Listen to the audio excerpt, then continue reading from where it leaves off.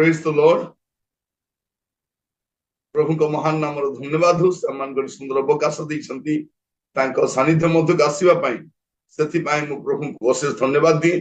वास्तव में आम सौभाग्यशाली अटू जे प्रभु आम सहित परमेश्वर होती आम अनुग्रह कर प्रभु को अशेष धन्यवाद दिए। आमने आज प्रभु वाक्य शुणापी पुणी गोटे सुंदर सुजोग पाइछु। प्रभु का नाम स्तुति हो, प्रभु का नाम महिमा हो। वास्तव में माने केते सौभाग्यशाली अटू माने सकाल उठा संगे संगे आम बाइबल स्टडी करूँ नहीं कि सब बहुत बड़ सुजोग आम प्रभु को धन्यवाद देउछि। व्यस्तता रही कर्म व्यस्तता मध्य आम समस्ते सुजोग पाइछु कतिक आसवा से प्रभु को अशेष धन्यवाद दिए। आपण मान प्रभु प्रत्येक को बाहुल्य आशीर्वाद करंतु जेपरि दिन प्रतिदिन वाक्य को आम समस्ते सुंदर भाव में शिक्षा करि पारुछु। या आम गोटे बहुत बड़ आशीर्वाद अटे। तो प्रभु को धन्यवाद दूची एते सुंदर सुजोग देछन। आज आम द्वितीय कोरिन्थियो तार 12 अध्याय आम अध्ययन करने जाउछु। ये 12 अध्याय रे पाउलो तांको जीवन रो बहुत बड़ अनुभूति को से उपस्थापना करुछंती। ता सहित व्यक्तिगत दुर्बलता विषय कहते। पाउलो तृतीय यात्रा विषय कोरिन्थियो मंडली को अवगत कराउछन। पाउलो तृतीय स्वर्ग पर्यंत जो नीत होइतिले से विषय उल्लेख करुछंती एवं शरीर थिबा कष्टर कथा मध्य से जणाउछंती। प्रभु तांको अनुग्रह कले से तृतीय थर कोरिन्थी को जीवार चिंता मध्य प्रकाश कर। तो यही अध्याय को मु प्रसंग देछि सुस्थता अपेक्षा अनुग्रह बल। सुस्थता अपेक्षा अनुग्रह बल बा सुस्थता ठारू अनुग्रह बड़। बेले बेले आम सुस्थता को प्राधान्य दे था, गुरुत्व दे था। से सुस्थ है, सुस्थ होते भल होता, कौन होते भल होता, कौन होते भल हो न था। प्रभुंकर कार्य अटे, आपण को मोर कार्य नुहे। आम से विषय विचलित हमार आवश्यक नहीं। तो यही अध्ययन आम देखुचु जे सुस्थता अपेक्षा अनुग्रह फल आम अध्ययन करने। तो जब देखा प्रथम 10 पद पढ़ा, प्रथम 10 पद से आम 3टी विषय देखिपर पढ़े। यद्यपि दर्प करने हितकर नुहे तथापि मते दर्प करने को पड़ुअछि। मु प्रभुंको दर्शन और प्रकाशित विषय कहिबी। मु ख्रीष्टाश्रित जड़े लोक को जाने। से 14 वर्ष पूर्वे तृतीय स्वर्ग पर्यंत नीत हैला। से शरीर रे थिला कि शरीर बाहर थिला मु जाने नहीं, ईश्वर जानती। हाँ, मु एहीपरि जड़े लोक को जाने। से पारदीश को नीत हैला। से शरीर रे थिला कि शरीर बाहर थिला मु जाने नहीं, ईश्वर जानती। आउ जहा मनुष्य पक्षरे कहिबा विधेय नुहे एपरि अकथनीय वाक्य श्रवण कला। एहीपरि जनक विषय मु दर्प करिबी, किंतु मो निज विषय मोर दुर्बलता बिना आउ काहीरे दर्प करिबी नहीं। आउ दर्प करने को इच्छा कले हैं मु निर्बोध हेबी नहीं। जेणु मु सत्य कहिबी, किंतु काले कौनसी लोक मते जे प्रकार देखे किमा मो ठारू जे प्रकार सुने मो प्रति प्रकाशित विषय अत्यधिक श्रेष्ठता हेतु जेपरि मो विषय अधिक बोध न करे एथिपाई मु क्षांत होइथाए। एणु मु जेपरि अतिशय गर्वी न हुए एथि निमंते मते प्रहार करिबा पई मोर शरीर रे शैतान रो दूत स्वरूप गोटे कंटक दियागला। हाँ, जेपरि मु अतिशय गर्वी न हुए एथि निमंते ताहा दियागला, जेपरि ता मो ठारू दूर हुए। एथिपाई मु प्रभुंकु से विषय 3 थर विनती कली। आउ से मते कहि अछंती, आंभर अनुग्रह तुम्भ निमंते यथेष्ट, कारण दुर्बलतारे आंभर शक्ति सिद्ध हुए। अतएव जेपरि ख्रीष्टଙ୍କ शक्ति मो उपरे अवस्थान करे एथिपाई मु अति आनंदरे बरंच मोर दुर्बलतारे दर्प करिबी। ତେଣୁ ଖ୍ରୀଷ୍ଟଙ୍କ ନିମନ୍ତେ ଦୁର୍ବଳତାରେ, ଅପମାନରେ, ଦୁର୍ଦ୍ଦଶାରେ, ତାଡ଼ନାରେ, ସଙ୍କଟରେ ମୁଁ ସନ୍ତୁଷ୍ଟ ହୁଏ, କାରଣ ଯେତେବେଳେ ମୁଁ ଦୁର୍ବଳ ସେତେବେଳେ ମୁଁ ବଳବାନ। ସାଧୁ ପାଉଲ ତାଙ୍କର ସ୍ୱର୍ଗୀୟ ଦର୍ଶନର ଗୋଟେ ପ୍ରକାଶନ ଲେଖୁଛନ୍ତି ଆଉ ସେ କହୁଛନ୍ତି ଯଦ୍ୟପି ଦର୍ପ କରିବା ହିତକର ନୁହେଁ, ମାନେ ଦର୍ପ କରିବା ମନୁଷ୍ୟର ପାଇଁ ହିତକର ବିଷୟ ନୁହେଁ। ସେ ଆଗରୁ କହୁଛନ୍ତି ହିତ ବିଷୟ ନୁହେଁ। ଆମେ ଅନେକ ବିଷୟ ଦର୍ପ କରୁ, ସେ କହୁଛନ୍ତି ତାହା ହିତକର ନୁହେଁ, ତଥାପି ମତେ ଦର୍ପ କରିବା ପାଇଁ ପଡୁଛି। କାରଣ ୟା ପୂର୍ବରୁ ପାଉଲଙ୍କ ବିଷୟରେ ଗୁଡେଇ କଥା କହୁଛନ୍ତି ଆଉ ଏଇ କଥା ମଧ୍ୟ ସମୟ ଆସୁଛି କହୁଛନ୍ତି ଯେ ସେ ସେବକ କି ନାହିଁ ସେଇଟା ମଧ୍ୟ ସନ୍ଦେହ ଆସୁଛି। ତାଙ୍କର ପ୍ରେରିତ ପଦ ଉପରେ ମଧ୍ୟ ଲୋକ ସନ୍ଦେହ କରୁଛନ୍ତି। କରନ୍ଥୀୟ ମଣ୍ଡଳୀ ଏ ପ୍ରକାର ଏକ କ୍ରିଟିକାଲ ମଣ୍ଡଳୀ ଥିଲା ଯୋଉଥିରେ ଲୋକମାନେ ପାଉଲଙ୍କୁ ବିଭିନ୍ନ ଭାବରେ ସମାଲୋଚନା କରୁ। ତ ଏଇଠି ସାଧୁ ପାଉଲ କହୁଛନ୍ତି ମୁଁ ଜଣେ ଲୋକକୁ ଜାଣେ, ତଥାପି ଦର୍ପ କରିବାକୁ ପଡୁଅଛି। ମୁଁ ପ୍ରଭୁଙ୍କ ଦର୍ଶନ ଓ ପ୍ରକାଶନ ବିଷୟ କହିବି। ପ୍ରଭୁଙ୍କର ମୁଁ ଦର୍ଶନ କରିଛି ଆଉ ଯୋଉ ପ୍ରକାଶନ ପାଇଛି ସେଇଟା ମୁଁ ଜଣେଇବା ପାଇଁ ଚାହେଁ। ସେ କହୁଛନ୍ତି ମୁଁ ଖ୍ରୀଷ୍ଟାସ୍ଥ ଜଣେ ଲୋକକୁ ଜାଣେ ଯେ 14 ବର୍ଷ ପୂର୍ବେ ପାଉଲଙ୍କର ସେବା କାର୍ଯ୍ୟ ଗୁଡାକ ଆପଣ ଦେଖିବେ, ସେ ଗୁଡେଇ ବିଷୟ ସେ ଦର୍ଶନ କରିଛନ୍ତି ଆଉ ସେ ଲେଖିଛନ୍ତି।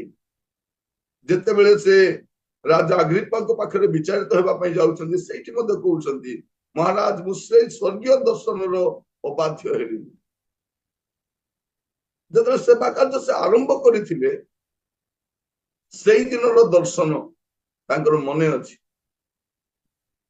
ଆଉ ଏଇଠି ସେ କହୁଛନ୍ତି 14 ବର୍ଷ ପୂର୍ବେ ଜଣେ ବ୍ୟକ୍ତି ସେ ତୃତୀୟ ସ୍ୱର୍ଗ ପର୍ଯ୍ୟନ୍ତ ନୀତ ହେଲେ।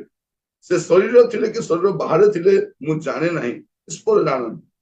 କାରଣ ଲୋକମାନେ ପାଉଲଙ୍କୁ ମାରିଛନ୍ତି, ମରିଗଲା ବୋଲି ତାଙ୍କୁ ଫୋପାଡ଼ି ଦେଇଛନ୍ତି। ପଥର ଫୋପାଡ଼ି ମାରି ମାରି ମାରି ମାରି ପାଉଲ ଅଚେତ ଅବସ୍ଥାରେ ଅଛନ୍ତି। ଲୋକ ଭାବିଲେ ପାଉଲ ମରି ଯାଇଛନ୍ତି। ଆଉ ତାରି ମଧ୍ୟରେ ସେ ତୃତୀୟ ସ୍ୱର୍ଗ ପର୍ଯ୍ୟନ୍ତ ନୀତ ହୋଇ ସ୍ୱର୍ଗୀୟ ଦର୍ଶନ ଦେଖି ଆସିছে। କଣ କହୁଛନ୍ତି ଯାହା ଯାହା ମନୁଷ୍ୟ ପକ୍ଷରେ ବିଧେୟ ନୁହେଁ ଏପରି ଅକଥନୀୟ ବାକ୍ୟ ଶ୍ରବଣ କରି, ମାନେ ପ୍ରଭୁରେ ତାଙ୍କର ସେ ଦର୍ଶନ ବିଷୟ ଲେଖୁଛନ୍ତି। ତାପରେ 7 ପଦ ଦେଖିବେ ସେ କଣ ଦର୍ଶନ କଲେ। ତାପରେ ସେ ଆଉ ଗୋଟେ କଥା ଲେଖୁଛନ୍ତି କାରଣ ଦର୍ପ କରିବା ଇଚ୍ଛା ହେଲେ ମୁଁ ନିର୍ବୋଧ ହେବି ନାହିଁ, ତେଣୁ ମୁଁ ସତ୍ୟ କହୁଅଛି, କିନ୍ତୁ କାଳେ କୌଣସି ଲୋକ ମତେ ସେ ପ୍ରକାର ଦେଖେ କିମ୍ବା ମୋ ଠାରୁ କୌଣସି ପ୍ରକାର ଲୋକ ମତେ କୌଣସି ପ୍ରକାର ଦେଖେ କିମ୍ବା ମୋ ଠାରୁ ଯେ ପ୍ରକାର ଶୁଣେ ମୋ ପ୍ରତି ପ୍ରକାଶିତ ବିଷୟରେ ଅତ୍ୟଧିକ ଶ୍ରେଷ୍ଠତା ହେତୁ ଯେପରି ମୁଁ ମୋ ବିଷୟରେ ଅଧିକ ବୋଧ ନ କରେ ଏଥିପାଇଁ ମୁଁ କ୍ଷାନ୍ତ ହୁଏ। ମାନେ ସେ କହୁଛନ୍ତି ମୁଁ ଦର୍ଶନ ବିଷୟ ଦେଖିଛି କହିବି, କିନ୍ତୁ ଯେପରି ମୁଁ ଅଧିକ ବିଷୟ ଦର୍ପର କଥା ନ କୁହେ ଏଥିପାଇଁ ମୁଁ କ୍ଷାନ୍ତ ହେବି। ତାପରେ 7 ପଦରେ ସେ ଆଉ ଗୋଟେ କଥା କହୁଛନ୍ତି ଏଣୁ ମୁଁ ଯେପରି ଅତିଶୟ ଗର୍ବୀ ନ ହୁଏ। ଏଠୁ ଆମେ ଦେଖୁଛୁ ଯେ ପାଉଲ ଗର୍ବୀ ଲୋକ ଥିଲେ। ଆମ ମଧ୍ୟରେ ସୁଦ୍ଧା ଗର୍ବ ଅଛି, କିନ୍ତୁ ଅତିଶୟ ଗର୍ବ ଭଲ ନୁହେଁ। ଆମେ କଣ ବିଷୟରେ ଗର୍ବ କରୁ? ଆମର ଦକ୍ଷତାକୁ ନେଇ ଗର୍ବ କରୁ, ଆମର ଶିକ୍ଷାକୁ ନେଇ ଗର୍ବ କରୁ, ଆମର ସୌନ୍ଦର୍ଯ୍ୟକୁ ନେଇ ଗର୍ବ କରୁ, ଆମର ବଂଶକୁ ନେଇ ଗର୍ବ କରୁ, ଆମ ଜାତିକୁ ନେଇ ଗର୍ବ କରୁ, ଆମର ପୃଷ୍ଠଭୂମିକୁ ନେଇ ଗର୍ବ କରୁ। ଆମେ ଅନେକ ଲୋକ ବିଭିନ୍ନ ବିଷୟକୁ ନେଇ ଗର୍ବ କରିଥାଉ ଆଉ ଗର୍ବ ବି ଦେଖାଯାଏ। ସେ କଣ କହୁଛନ୍ତି ମୁଁ ଯେପରି ଅତିଶୟ ଗର୍ବୀ ନ ହୁଏ ଏଥି ନିମନ୍ତେ ମତେ ପ୍ରହାର କରିବା ପାଇଁ ମୋ ଶରୀରରେ ଶୈତାନର ଦୂତ ସ୍ୱରୂପ ଗୋଟେ କଣ୍ଟକ ଦିଆଗଲା। ମୁଁ ଯେପରି ଅତିଶୟ ଗର୍ବୀ ନ ହୁଏ ଏଥି ନିମନ୍ତେ ତାହା ଦିଆଗଲା। ପାଉଲ ଏଠି କଣ କହୁଛନ୍ତି ଯେପରି ମୁଁ ଅତିଶୟ ଗର୍ବୀ ନ ହୁଏ, ଅତିଶୟ ଗର୍ବୀ ନ ହୁଏ ଏଥିପାଇଁ ଶୈତାନର ଦୂତ ସ୍ୱରୂପ कंटक मो शरीर रे दियागला जेपरी ताहा मोठार दूर हुए एथिपाई मु प्रभु को से विषय तीन थर विनती करी तीन थर पर से चारि थर करी नांती से कहउछन्ती मु तीन थर कोन कली प्रभु को कतिरे तांकर स्वर्गीय दर्शन सहित तांकर दुर्बलता को से लिखुछन्ती कोन दर्शन करे से लिखुछन्ती आउ से किपरि तांकर दुर्बलता रु बाहरी आसीली एटा भी से लिखुछ पाउल जानी केते दूर पर्यंत गर्व करी अतिशय गर्व भल नुहे तेणु से कहते जेपरि मु अतिशय गर्वी न हुए एथिपाई मो शरीर गोटे कंटक दियागला मु तीन थर प्रार्थना करी तीन थर से विषय प्रार्थना कले आउ से मते कहि अछंती हमर अनुग्रह तुम निमंते यथेष्ट हालेलुया बेले बेले आमाने सुस्थता चाहू समाधान चाहू गुडे विषय में अपेक्षा करिथौ किंतु प्रभु आम जीवन में सेटा को सेमितिया का रखिता कंटा स्वरूप थाए कहीं आमे जेपरि गर्वी न हो आमे जेपरि नम्र हो एथि पाए प्रभु सेटा आम जीवन रे रखी था आपण माने बुझी पारुथिबे अनेक विषय कहीं प्रभु आपण को जीवन रे गुडा हेबा पई देलेनी गुडे विषय देई ना गुडे विषय प्रभु करि पारंती आपण भी प्रार्थना करिसंती आमे सब प्रार्थना करिछु किंतु प्रभु अनेक विषय आमान को जीवन हेबा पई देई ना से कोन बोली कहिसंती हमर अनुग्रह तुम पई यथेष्ट तेणु आज शीर्षक हूँ कौन सुस्थता अपेक्षा अनुग्रह फल समाधान अपेक्षा अनुग्रह फल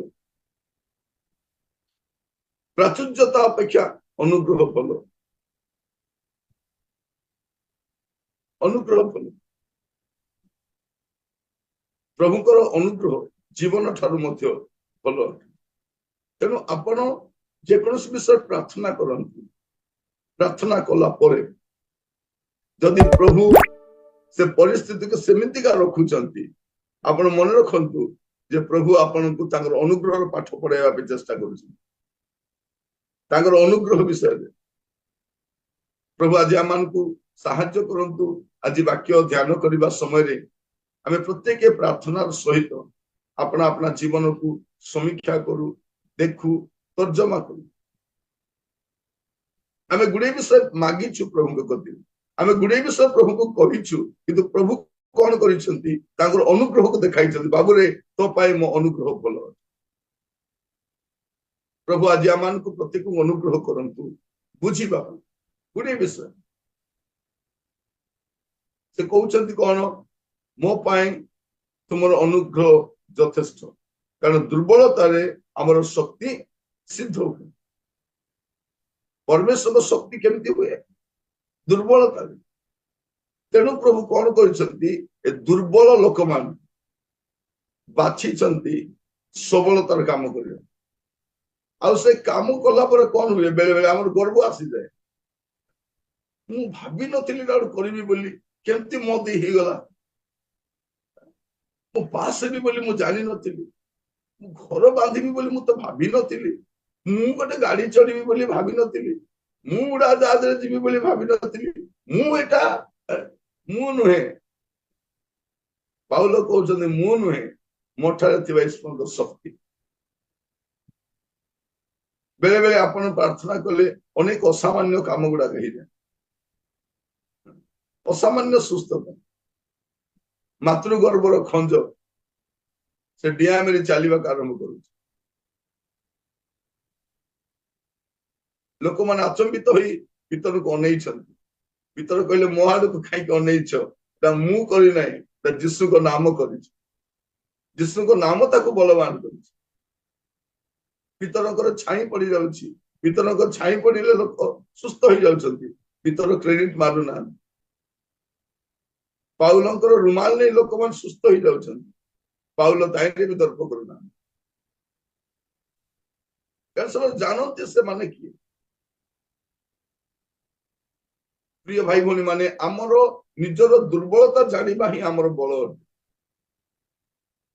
आमर अयोग्यता को जानिबा ही आमर योग्यता आमे बेले बेले गीत बोलिबा समय योग्यता से बढ़कर तूने दिया योग्यतार अधिक देइछंती गर्व करिवार कोन अछि कौन गर्व करिवार कोन अछि प्रभु आमान को अनुग्रह करन बेले बेले गर्व आसी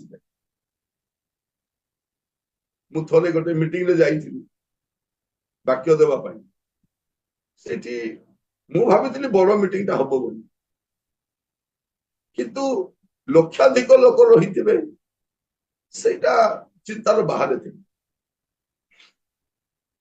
आमे जतले मीटिंग पाई जाउछु लोक माने फेरुछंती फेरिला बेलका 10-15 हजार लोक पळैलेनी आमे भाबुछो मीटिंग रे कोन थिबे लोक से मीटिंग सभास्थल को जाई देखिला बेलको देखुछु बे लोक अछंती आखि मध्ये पहुंचुनी सेठी आखिर लुह बाहरी आसिला प्रभु मु किए प्रभु मो कथा तो मो घर लोक भी शुणती नहीं मो कथा साई लोक भी शुणती नहीं किंतु प्रभु एपरि अयोग्य जने व्यक्ति आपण आपण को सेवा पे बाहर कर गुड़े विषय प्रभु आम द्वारा करती बेले बेले प्रार्थना कले गुड़े विषय आपण मान जानी प्रभु आज आम अनुग्रह पाठ पढ़ाई चाहते कहवाई चाहती पुअरे झील तोर सबु शक्ति ठारू मोर अनुग्रह बड़ अटे तोर सबु ज्ञान ठारू मोर अनुग्रह बड़ अटे सुस्थता ठारू मोर अनुग्रह बड़ अटे आज आम समस्ते प्रार्थना करवा प्रभु मते आपण को अनुग्रह दरकार आम सुस्थता चाहूँ तो प्रभु कहले सुस्थता नहीं मोर अनुग्रह बड़ तर यही दुर्बल शरीर कौन लेखा देखु 9 पद 10 पद पढ़ुची आउ से मते कहि अछंती हमर अनुग्रह तुम निमंते यथेष्ट एणु दुर्बलतार हमर शक्ति सिद्ध हुए अतएव जेपरि कृष्ण को शक्ति मो ऊपर अवस्थान करे एथिपाई मु अति आनंद रे बरंच मोर दुर्बलतार दर्प करी दर्प कोठी करबी यदि दर्प करबी मोर दुर्बलतार दर्प करबी तेणु कृष्ण को निमंते दुर्बलतार अपमान रे दुर्दशा रे ताड़ना रे संकट रे मु असंतुष्ट हुए बोली कहूना कौन कहते चिन्ह करिथांतु मु संतुष्ट हुए कोठी संतुष्ट हुए दुर्बलता रे मु संतुष्ट हुए अपमान रे मु संतुष्ट हुए दुर्दशा रे पड़ी मु संतुष्ट हुए ताड़ना रे संतुष्ट हुए संकट रे संतुष्ट हुए कारण जेतेबेले मु दुर्बल सेतेबेले मु बलवान कारण से बल मोर बल नुहे से बल मोर अनुग्रह दातांकर बल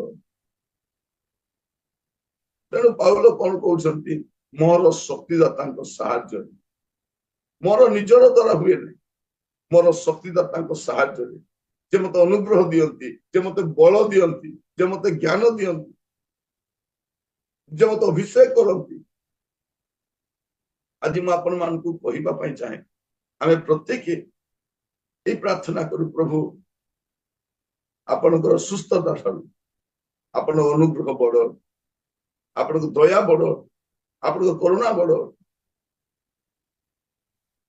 प्रिय भाई बहन मैंने आज आम प्रार्थना आमर दर्प आम पतन कारण आम दर्प आम पतन कारण प्रभु आपण को मते बहुत व्यवहार करने चाहती आपण को मते आहरी ऊपर को नेबा चाहती किंतु गर्व आसी जाए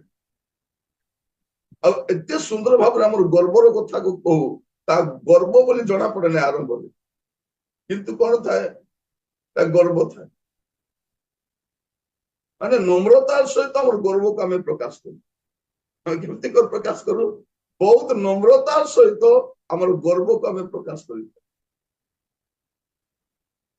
जना पड़े एटा गर्व बोली जना पड़े बिरियानी थिबो आउ स्मेल आसीबनी बिरियानी रंधा तो स्मेल आसीबनी ठीक सेमिति घरे मूसा मरी थिबो गंध आसीबो नै कि कौन मूसाटा मरी थिबो गंध आसीबो नै जना पड़िबो एटा बिरियानी गंध ना एटा ମଲା ମୂଷାର ଗନ୍ଧ ବୋଲି। ଠିକ ସେମିତି ଏଇଟା ଅନୁଗ୍ରହର ସ୍ମେଲ ନା ଏଇଟା ଗର୍ବର ସ୍ମେଲଟା ଜଣା ପଡେ। ଆମେ ସମସ୍ତେ ଅଙ୍ଗେ ନିଭାଇଛୁ ଅନ୍ୟମାନଙ୍କର, ଆମ ବିଷୟରେ ଲୋକମାନେ ଅଙ୍ଗେ ନିଭାଇଥାନ୍ତି। ତାପରେ ଆମେ 11 ପଦରୁ 21 ପଦ ଏକାଥରକେ ପଢିବା। ମୁଁ ନିର୍ବୋଧ ହୋଇଅଛି, ତୁମ୍ଭେମାନେ ମୋତେ ବାଧ୍ୟ କଲ, କାରଣ ମୋର ପ୍ରଶଂସା କରିବା ତୁମ୍ଭମାନଙ୍କର ଉଚିତ ଥିଲା।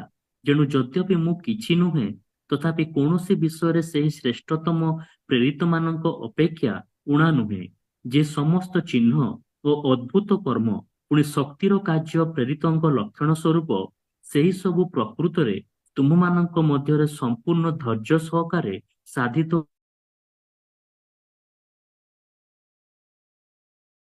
ବିଷୟ ଛଡା ଅବଶିଷ୍ଟ ମଣ୍ଡଳୀ ସମୂହ ଠାରୁ ତୁମେମାନେ କାହିଁରେ ନିକୃଷ୍ଟ ହୋଇଅଛ? ମୋର ଏହି ଦୋଷ କ୍ଷମା କର। ଦେଖ, ମୁଁ ତୁମମାନଙ୍କ ନିକଟକୁ ଯିବା ନିମନ୍ତେ ଏହି ତୃତୀୟ ଥର ପ୍ରସ୍ତୁତ ଅଛି, ଆଉ ମୁଁ ତୁମମାନଙ୍କର ଭାର ସ୍ୱରୂପ ହେବି ନାହିଁ, କାରଣ ମୁଁ ତୁମମାନଙ୍କର ଧନ ନ ଖୋଜି ତୁମମାନଙ୍କୁ ଖୋଜୁଅଛି।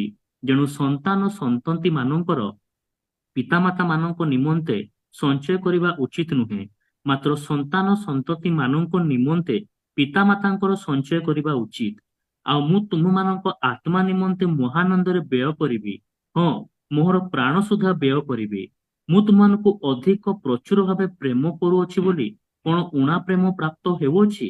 କିନ୍ତୁ ଯାହା ହେଉ, ମୁଁ ନିଜେ ତୁମମାନଙ୍କୁ ଭାରଗ୍ରସ୍ତ କଲି ନାହିଁ, ମାତ୍ର ଧୂର୍ତ୍ତ ହୋଇ ମୁଁ ତୁମମାନଙ୍କୁ ଛଳରେ ଧରିଲି। ମୁଁ ତୁମମାନଙ୍କ ନିକଟକୁ ଯେଉଁମାନଙ୍କୁ ପଠାଇଅଛି, ସେମାନଙ୍କ ମଧ୍ୟରୁ କୌଣସି ଜଣକ ଦ୍ୱାରା କି ତୁମମାନଙ୍କ ଠାରୁ କିଛି ଲାଭ କରିଅଛି? ମୁଁ ତିତସଙ୍କୁ ଯିବା ନିମନ୍ତେ ଅନୁରୋଧ କରିଥିଲି, ପୁଣି ତାଙ୍କ ସହିତ ସେଇ ଭାଇଙ୍କି ପଠାଇଥିଲି। ତିତସ କି ତୁମମାନଙ୍କ ଠାରୁ କିଛି ଲାଭ କରିଅଛନ୍ତି? ଆମ୍ଭେମାନେ କଣ ଏକ ଆତ୍ମାରେ ଆଚରଣ କରିନାହୁଁ? ଆମ୍ଭେମାନେ କଣ ଏକ ପଦ ଚିହ୍ନରେ ଗମନ କରିନାହୁଁ? ଏ ପର୍ଯ୍ୟନ୍ତ ତୁମେମାନେ ଭାବୁଅଛ ଯେ ଆମ୍ଭେମାନେ ତୁମମାନଙ୍କ ନିକଟରେ ଦୋଷ କଟାଉଅଛୁ। ଈଶ୍ୱରଙ୍କ ସାକ୍ଷାତରେ ଖ୍ରୀଷ୍ଟଙ୍କ ସେବକ ସ୍ୱରୂପେ ଆମ୍ଭେମାନେ କଥା କହୁଅଛୁ।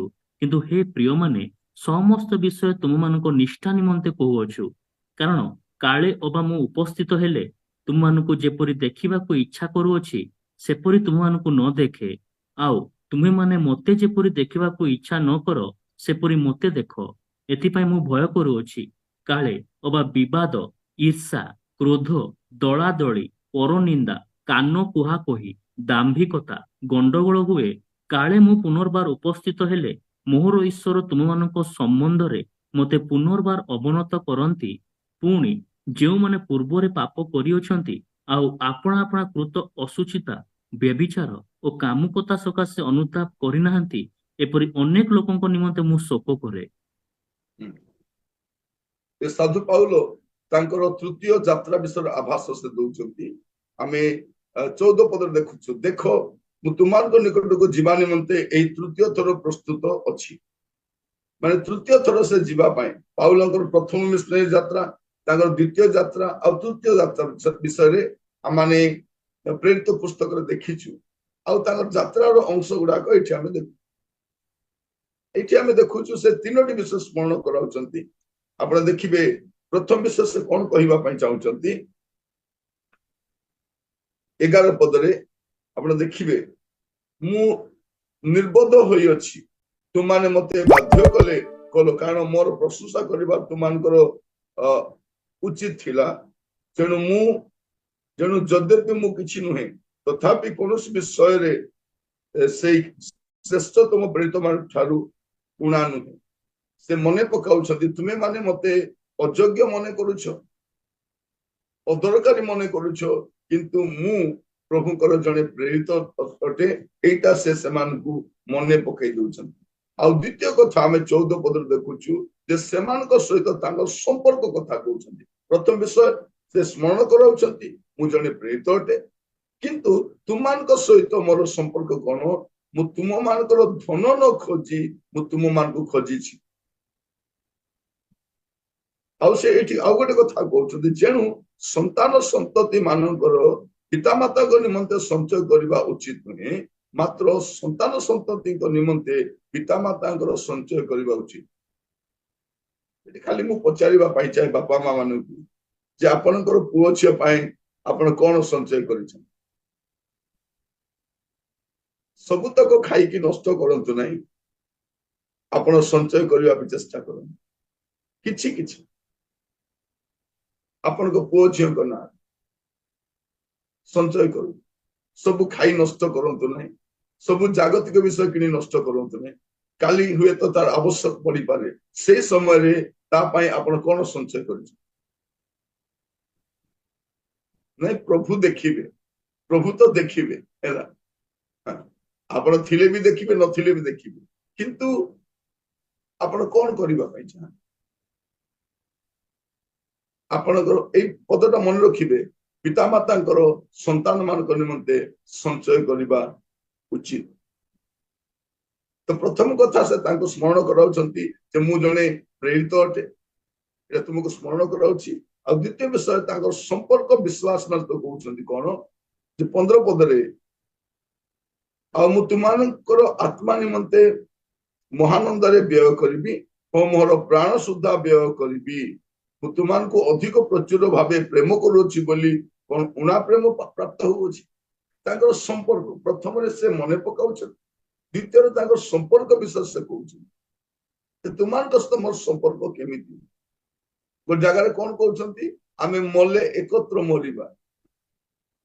ତୁମେ ମାନେ ମତେ ତୁମର ଆଖି ମଧ୍ୟ ଦେଇପାରିଥାନ୍ତ ଉପାଡ଼ିକି, କାରଣ ପାଉଲଙ୍କର ଦୃଷ୍ଟି ଶକ୍ତି ଏତେ ଭଲ ନଥିଲା, ଦେଖିବା ପାଇଁ ମଧ୍ୟ ଆଖିଟା ମାନେ ଭଲ ନଥିଲା, ତାପରେ ଦୃଷ୍ଟି ଶକ୍ତି ବି ଭଲ ନଥିଲା ପାଉଲଙ୍କର ଦୃଷ୍ଟି ଶକ୍ତି। ଅନ୍ୟ ପତ୍ର ଗୁଡାକ ଆମେ ଦେଖୁଛୁ ଯେ ମୁଁ ଦେଖିବାରେ କଷ୍ଟ ହଉଛି, ପଢିବାରେ କଷ୍ଟ ହଉଛି, ଏଇଟା ସେ କହୁଛନ୍ତି।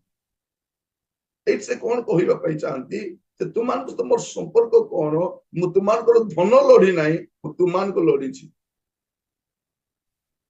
ମୁଁ ତୁମମାନଙ୍କୁ ପ୍ରେମ କରିଛି, ଆଉ ତୁମଠାରୁ ମଧ୍ୟ ମୁଁ ପ୍ରଚୁର ପ୍ରେମ ପାଇଛି। ତୁମଠାରୁ ମୁଁ ଛଳ ଭାବରେ ରହିନାହିଁ, ଏଇ କଥା ସେ କୁହନ୍ତି। ଆଉ ଶେଷରେ କଣ କହୁଛନ୍ତି, 20 ପଦରୁ ଆମେ ଯଦି 21 ପଦ ଯାଏ ଦେଖିବା, କାରଣ କାଳେ ଅବା ମୁଁ ଉପସ୍ଥିତ ହେଲେ ତୁମମାନଙ୍କୁ ଯେପରି ଦେଖିବାକୁ ଇଚ୍ଛା କରୁଅଛି ସେପରି ତୁମମାନଙ୍କୁ ନ ଦେଖେ, ଆଉ ତୁମେ ମାନେ ମତେ ଯେପରି ଦେଖିବାକୁ ଇଚ୍ଛା ନ କର ସେପରି ମତେ ଦେଖ, ଏଥିପାଇଁ ମୁଁ ଭୟ କରୁଅଛି। ଗୋଟେ ଭୟ ଅଛି। ମୋର ପତ୍ରରେ ତୁମେ ମତେ ଯେପରି ଦେଖିଛ, ମୋର ସାକ୍ଷାତରେ ମତେ ଯେପରି ସେପରି ନ ଦେଖ। ଆମେ ପ୍ରଚାରକ ମାନେ ଆମେ ପୁଲପିଟରେ ଗୋଟେ ପ୍ରକାର ଥାଉ, ତଳେ ଓହ୍ଲେଇଲେ କେମିତି ଥାଉ? ପ୍ରଚାର ତ ବଢିଆ ଭଲ ଭଲ କରୁ ଆମେ, କିନ୍ତୁ ସାକ୍ଷାତରେ କେମିତି? ଜ୍ଞାନ ଅଛି, ଦକ୍ଷତା ଅଛି, ବୁଦ୍ଧି ଅଛି, ଆମେ ପ୍ରଚାର ଭଲ କରୁ, କିନ୍ତୁ ଜୀବନ? ପାଉଲ ମଧ୍ୟ ଦୂରରୁ ଶୁଣୁଛନ୍ତି ଏମାନେ ବହୁତ ଭଲ ଅଛନ୍ତି, ଆତ୍ମିକ ଜୀବନ ଭଲ କାଟୁଛନ୍ତି, କିନ୍ତୁ ପାଖରେ ଗଲା ପରେ କେମିତି ଦେଖିବେ ସେ? এইটা ସବୁଠୁ ବଡ କଥା। ଆମ କଥାରେ ଅଛି, ଦୂର ପାହାଡ ସୁନ୍ଦର ଦୁଷେ, ପାଖରେ ଗଲେ ଟାଙ୍ଗରା ଦୁଷେ, ନାଇଁ କି କେମିତି ଦେଖାଯାଏ ଆମେ ଜାଣିନ, ଦୂରରୁ ସୁନ୍ଦର ଦେଖାଯାଏ। କିନ୍ତୁ ପାଉଲ କହୁଛନ୍ତି ମୁଁ ଦୂରରେ ଯେମିତି ପାଖରେ ଯେମିତି ସେମିତି ଦେଖାଯାଏ, ତୁମମାନଙ୍କ ବିଷୟରେ ମୁଁ ଯେମିତି ଶୁଣିଛି ସେମିତି ଦେଖେ। କାହିଁକି ସେ କଣ କହୁଛନ୍ତି, ଯେପରି ମତେ ଦେଖ ସେଥିପାଇଁ ମୁଁ ଭୟ କରୁଅଛି। କାଳେ ଅବା ବିବାଦ, ଈର୍ଷା, କ୍ରୋଧ, ଦଳାଦଳି, ପରନିନ୍ଦା, କାନ କୁହାକୁହି, ଦାମ୍ଭିକ ଗଣ୍ଡଗୋଳ ହୁଏ। କଣ କଣ କଣ? ଦଳାଦଳି, କେମିତି ଶବ୍ଦ ଏଇଟା ଗୋଟେ ଦେଖନ୍ତୁ, ଦଳାଦଳି ହେବା, ତାପରେ ପରନିନ୍ଦା, କାନ କୁହାକୁହି, କାନରେ ଫୁସଫୁସ କରି କରିବା, ପରଚର୍ଚ୍ଚା କରିବା, ପରନିନ୍ଦା କରିବା, ପୁଣି ଗଣ୍ଡଗୋଳ, ମଣ୍ଡଳୀ ଭିତରେ ପୁଣି ଗଣ୍ଡଗୋଳ, ଆତ୍ମିକ ଦାନ ପାଇଥିବା ଲୋକ ଗଣ୍ଡଗୋଳ। ଆଉ କଣ? ପୂର୍ବେ ଯୋଉମାନେ ପାପ କରିଅଛନ୍ତି ଆଉ ସେମାନେ ଆପଣା ଆପଣା କୃତ ଅସୁଚିତା, ବ୍ୟଭିଚାର ଓ କାମୁକତା ସକାଶେ ଅନୁତାପ କରିନାହାନ୍ତି, ଏପରି ଅନେକ ଲୋକଙ୍କ ନିମନ୍ତେ ମୁଁ ଶୋକ କରୁଅଛି। ଦେଖନ୍ତୁ, ବାକ୍ୟ ପାଇଲା ପରେ ମଧ୍ୟ ଅନେକ ଲୋକ ପରିବର୍ତ୍ତନ ହେଇନାହାନ୍ତି। ପାଉଲଙ୍କର ଶିକ୍ଷା, ଯୀଶୁଙ୍କ ଶିକ୍ଷା ଶୁଣି ଲୋକ ପରିବର୍ତ୍ତନ ହେଇନାହାନ୍ତି, ପାଉଲଙ୍କ ଶିକ୍ଷା ମଧ୍ୟ ଶୁଣି ଲୋକ ପରିବର୍ତ୍ତନ ହେଇନାହାନ୍ତି। କରନ୍ତୀୟ ମଣ୍ଡଳୀର ସମସ୍ତେ ବିଶ୍ୱାସ କରନ୍ତି, ଅନେକଙ୍କର ଜୀବନ ଅସାଧୁ ଜୀବନ ଥିଲା ଆମେ ଏବେ ପର୍ଯ୍ୟନ୍ତ ଦେଖି ଆସିଲୁ। এইটা ତାଙ୍କର ଭୟ ହଉଛି। ତ ଏଇ ଅଧ୍ୟାୟରେ ଆମେ କେତୋଟି ବିଷୟ ଦେଖୁଛୁ ଯେ ପାଉଲ ତାଙ୍କ ସ୍ୱର୍ଗୀୟ ଦର୍ଶନ କଥା କହୁଛନ୍ତି, ପାଉଲ ତାଙ୍କର ଦୁର୍ବଳତା କଥା କୁହନ୍ତି, ଆଉ ସେ କେମିତି ବିଜୟ ଜୀବନ କାଟନ୍ତି ସେଇଟା ବି କୁହନ୍ତି। ମୋର ବଳରେ ନୁହେଁ, ପ୍ରଭୁଙ୍କର ବଳରେ ମୁଁ ବିଜୟ ଜୀବନ କାଟେ। ସେ ସ୍ମରଣ କରାଉଛନ୍ତି ତାଙ୍କର ପ୍ରେରିତ ସେବା କାର୍ଯ୍ୟ ବିଷୟରେ। ପ୍ରଭୁ ମତେ ପ୍ରେରଣ କରିଛନ୍ତି, ଆଉ ତୁମମାନଙ୍କ ସହିତ ମୋର ସମ୍ପର୍କ ଆର୍ଥିକ ସମ୍ପର୍କ ନୁହେଁ, ଆତ୍ମିକ ସମ୍ପର୍କ। ଆର୍ଥିକ ସମ୍ପର୍କ ନୁହେଁ, ଆତ୍ମିକ ସମ୍ପର୍କ। ଆଉ ସେ କଣ କୁହନ୍ତି, ମୋର ମନରେ ଗୋଟେ ଦୁଃଖ ଅଛି, ତୁମେ ମତେ ଯେମିତି ଦେଖିବା ପାଇଁ ଚାହିଁବ ମୁଁ ଯଦି ସେମିତି ଦେଖା ନ ଯାଏ, ଏଇଟା ମୋର ଟିକେ ଭୟ ହଉଛି, ଏଇଟା ମୋର ମନ ଟିକେ ଭୟ ଲାଗୁଛି। ତା ସହିତ ମତେ ଦୁଃଖ ବି ଲାଗୁଛି, କାଳେ ମୁଁ ଶୋକ କରେ, এইটা ବି ମୋର ମନରେ ଦୁଃଖ ଅଛି। ପ୍ରାର୍ଥନା କରିବା ଆମମାନଙ୍କ ଜୀବନ ଏ ପ୍ରକାର ହଉ, ଛଳନାତ୍ମକ ଜୀବନ ନହଉ, ଉପର ଠାଉରିଆ ଜୀବନ ନଥାଉ, ବାସ୍ତବରେ ଆମମାନଙ୍କ ଜୀବନରେ ପରିବର୍ତ୍ତନ ଦେଖାଯାଏ। ତା ସହିତ ଆପଣଙ୍କର ଦୁର୍ବଳତାକୁ ଆପଣ ଗ୍ରହଣ କରି ନିଅନ୍ତୁ, କାରଣ ପ୍ରଭୁ ଆପଣଙ୍କୁ ସେମିତି ରଖିଛନ୍ତି। ଅନେକଙ୍କ ଜୀବନରେ ସେ ରହିଛି ଗୁଡେ ବିଷୟ ଆପଣ ମାନେ ଅନୁଭବ କରିପାରୁଥିବେ ଯେ କାହିଁକି ପ୍ରଭୁ ଆପଣଙ୍କ ଶରୀରରେ ସେ କଣ୍ଟା ଦେଇଛନ୍ତି, କାହିଁକି ସେ ଦୁର୍ବଳତା ଦେଇଛନ୍ତି। ଏଇଥିପାଇଁ ସେ ଦୁର୍ବଳତାରେ ଯେପରି ତାଙ୍କର ଶକ୍ତି ସିଦ୍ଧ ହୁଏ। ଜଣେ ପ୍ରଭୁଙ୍କ ଦାସଙ୍କ କଥା ମୁଁ ପଢିଛି, ତାଙ୍କ ବିଷୟରେ ୟୁଟ୍ୟୁବରେ ବହୁତ କମ ମିଳେ। ତାଙ୍କର ବହି ଗୁଡାକ ମଧ୍ୟ ସେ ଲେଖି ନାହାନ୍ତି, ତାଙ୍କର ଲେଖା ଗୁଡାକ ବିଭିନ୍ନ ସ୍ଥାନରେ ଥିଲା, ତା ସଂଗ୍ରହ କରି ତାଙ୍କ ବିଷୟରେ ବହି ଗୁଡାକ ଲେଖିଛନ୍ତି। ସେ ପ୍ରଭୁଙ୍କ ଦାସଙ୍କ ନାମ ହଉଛି ସ୍ମିଥ ବିଗଲସବର୍ଗ। ସ୍ମିଥ ବିଗଲସବର୍ଗ।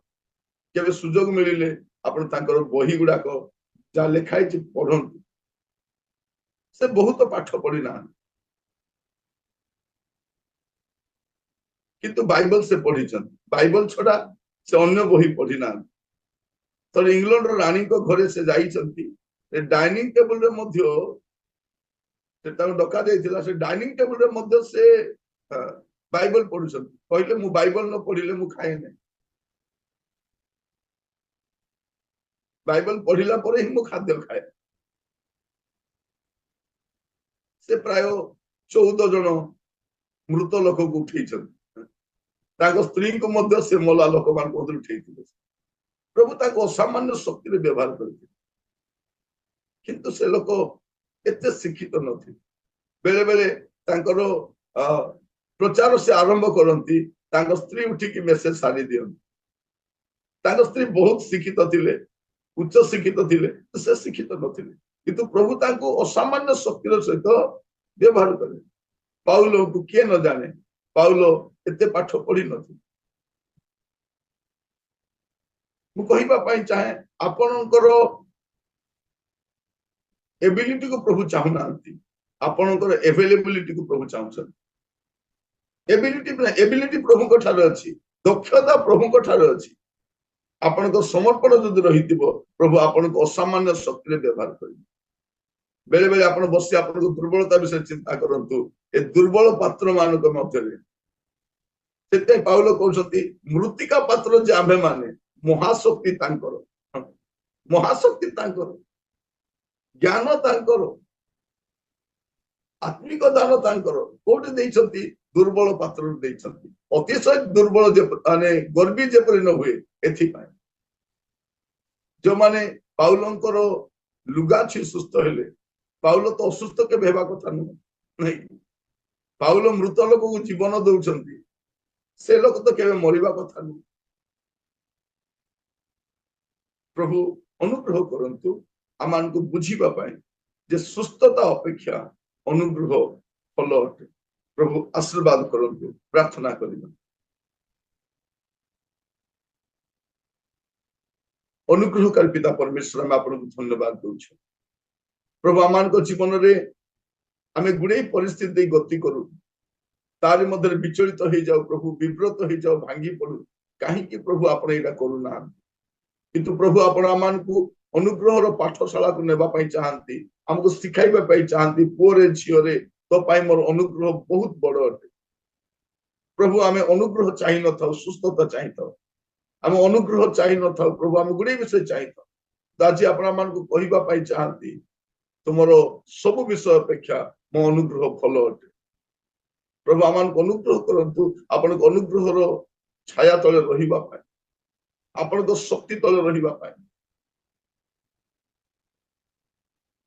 ଆପଣଙ୍କର ଜ୍ଞାନ ତଳେ ରହିବା ପାଇଁ, ଆପଣଙ୍କର ଦକ୍ଷତା ତଳେ ରହିବା ପାଇଁ। ପ୍ରଭୁ ଆମମାନଙ୍କୁ ଏପରି ନତ କର ଯେପରି ଆପଣ ଉନ୍ନତ ହେବେ, ଆମମାନଙ୍କୁ ଏପରି ଲୁପ୍ତ କର ପ୍ରଭୁ ଯେପରି ଆପଣ ପ୍ରକାଶିତ ହେବେ। ଆମମାନଙ୍କର ଦର୍ପ ଆପଣ ହୁଅନ୍ତୁ ପ୍ରଭୁ, ଆମମାନଙ୍କର ଜ୍ଞାନ ଆପଣ ହୁଅନ୍ତୁ ପ୍ରଭୁ, ଆମମାନଙ୍କୁ ଦୟା କରନ୍ତୁ। ପ୍ରତ୍ୟେକ ବିଭିନ୍ନ ବିଷୟରେ ଆମେ ଦୁର୍ବଳ ଅଟୁ ପ୍ରଭୁ, ଆପଣ କହିବା ପାଇଁ ଚାହାନ୍ତି ପୁଅରେ ଝିଅରେ ତୋର ସେ ଦୁର୍ବଳତା ମୁଁ ଏଇଥିପାଇଁ ରଖିଛି ଯେପରି ମୋର ବଳ ପ୍ରକାଶ ପାଏ, ମୋର ଜ୍ଞାନ ପ୍ରକାଶ ପାଏ, ମୋର ଉତ୍ତମତା ପ୍ରକାଶ ପାଏ, ମୋର ଉତ୍କୃଷ୍ଟତା ପ୍ରକାଶ ପାଏ।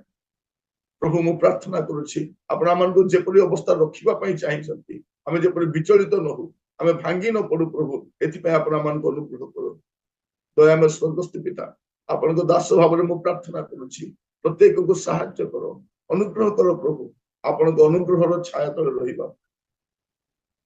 ଆଜି ଦିନର ସକାଳ ଭାର ଆପଣଙ୍କ ସ୍ତର ରଖୁଛି, ଆପଣଙ୍କ ଦୟା ଗୁଣରେ ବଢେଇ ନିଅନ୍ତୁ।